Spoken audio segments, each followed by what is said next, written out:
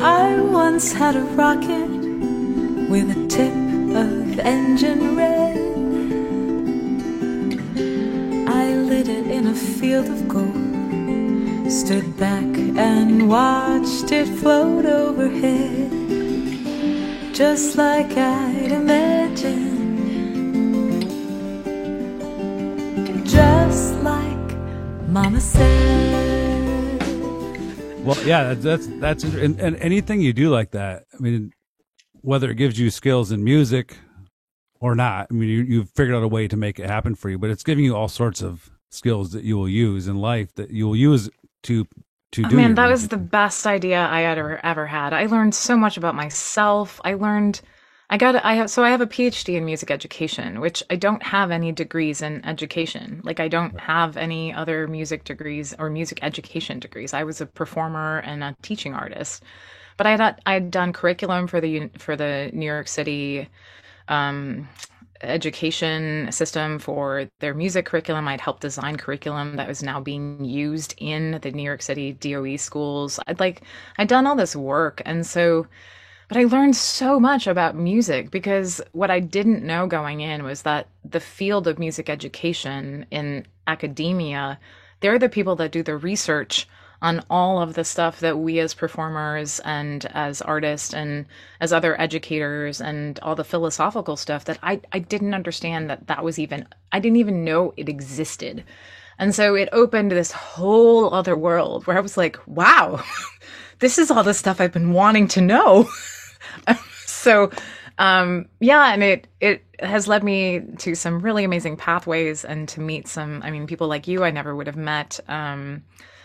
It's been a really awesome journey. And I mean, anybody who wants to, I think, if you can, like, it's worth the ride. Yeah. So. Yeah, I always tell students, like I just did a special on music careers, and it's geared towards elementary age students. Yeah, and I tried to put into there's so many different things you can do. It's like once you become a musician, you're learning your instrument and you're learning music, but if you want to record, then also you have to learn software, and mics and equipment, and then if you want to have a gig, you learn how to book a gig, and then promote. And then they all branch off. And if you go into education, that's all going to branch off. So there's so many things, and no matter what you decide to in life to do, you can get way into the detail of it, as far as you want to go. 100%. Yep. And there will always be new challenges. That's for sure. So if you can go as well, I'll take a little shift here. We've been talking about the academic, and I want to kind of talk about your performance, and what, like, some style, obviously jazz, you mentioned jazz, but what are some other styles, or what are the performances you see yourself in these days? I mean, not obviously recently, probably not as many, but like, what kinds of places did you play, and what kind of musicians did you play with as far as lineups? And yeah, I mean, I've worked with, for the last 5 to 10 years, I've worked with a very similar group of musicians here in New York City who are all coming from the jazz tradition. I mean, at this point, I'm only performing my original music. I don't do covers, generally on gigs. Who knows, that might change in the future. I'm not opposed. I'm so into exploring who I am as a songwriter that's the most interesting part for me, about creating original music and putting it out and seeing what happens. And so here in New York, I've worked with the same guitar player, Perry Smith, for almost, over a decade. And then the rest of my band, there have been some shifts, but Ross Peterson has been on drums for a long time. Matt Aronoff is on my new record, and Jesse Lewis is also on my new record.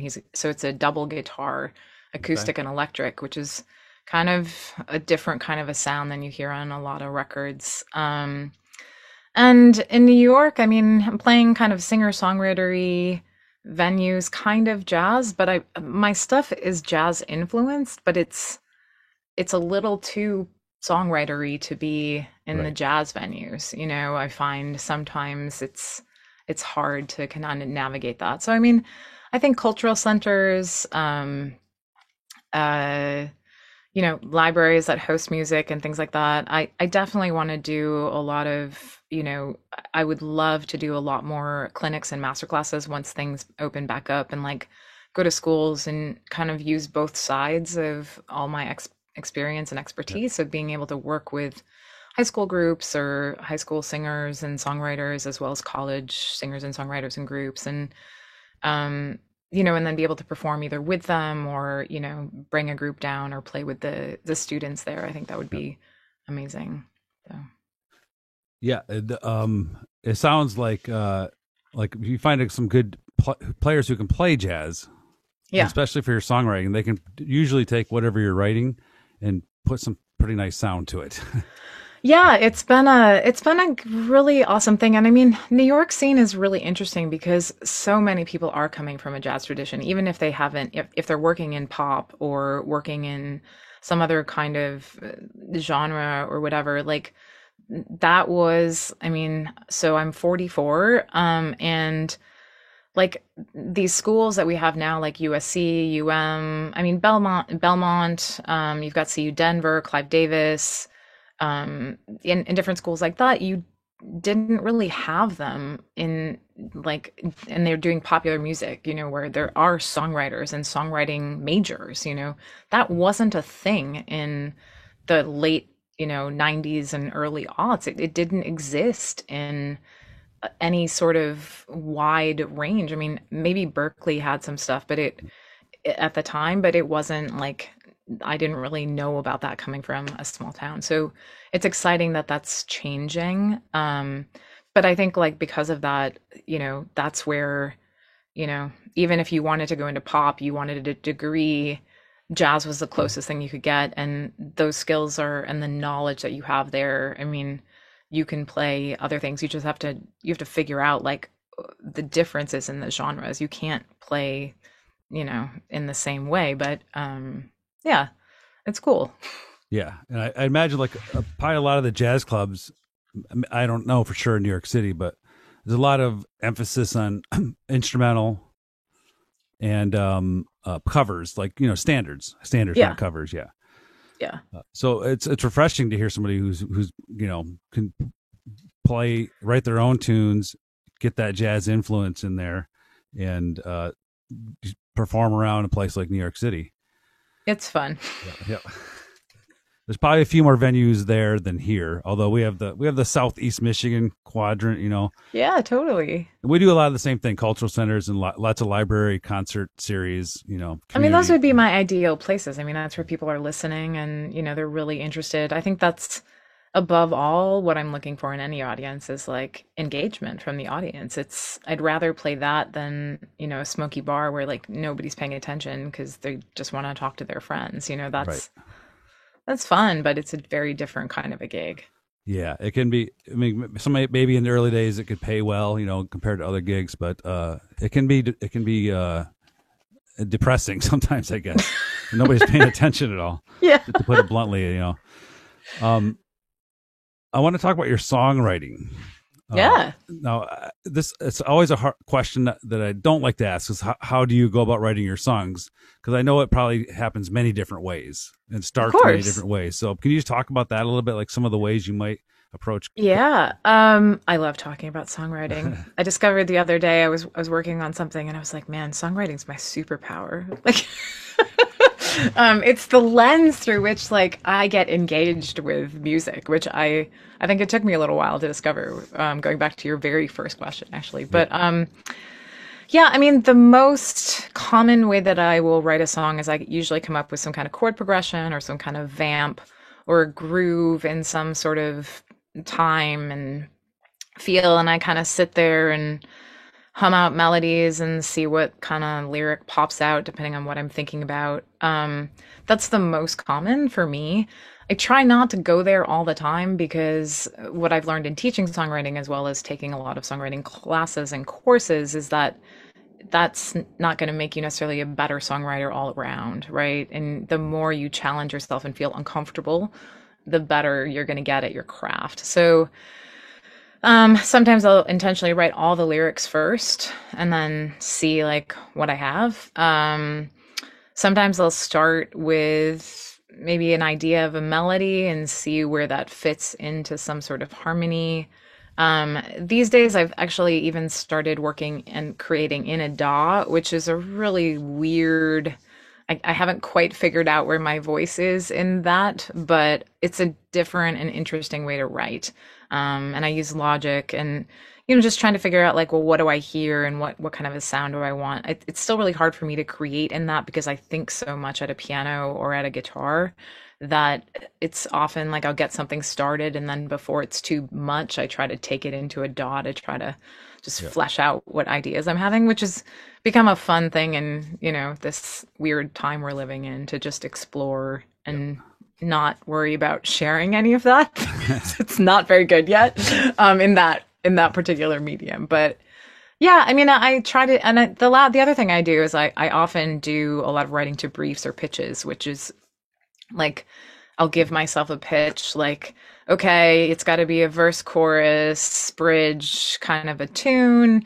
It needs to have this rhyme scheme, like it's got to use this, it's got to use the word glitter, and, it's got to have a BPM of like 130, and sort of try to write to some of the things that I'm giving my students to do as well. Like those are assignments that I would give my students. So I'll often do their assignments almost as just like an exercise for myself to see like, well, how hard is this? Like, what do I come up with this prompt, based on whatever this is, and not those I don't often think as much about. They're more like songs I would write and kind of toss sometimes, but sometimes you get really cool ideas. So yeah, it makes you try stuff. I mean, you don't know until you try it, and it might lead. Yeah, and it makes you just be flexible, and not get too rigid in your. I have to have my piano at this degree, and it has to be exactly, and it has to be 9 o'clock in the morning, and I have to have my coffee, and it's like, nah, I can write anywhere.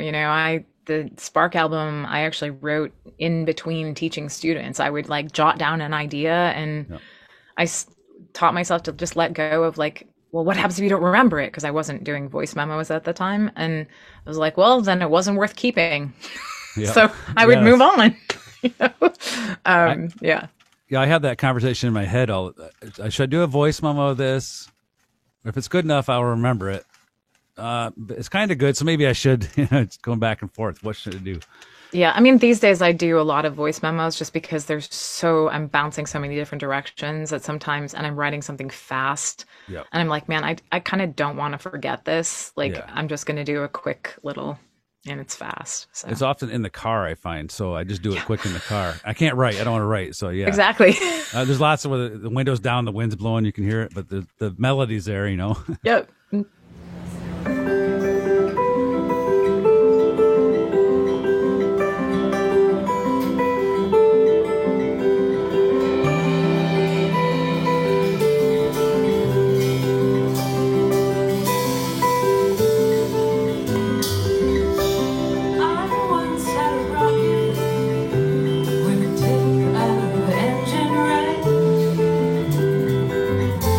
I lit it in a field of gold.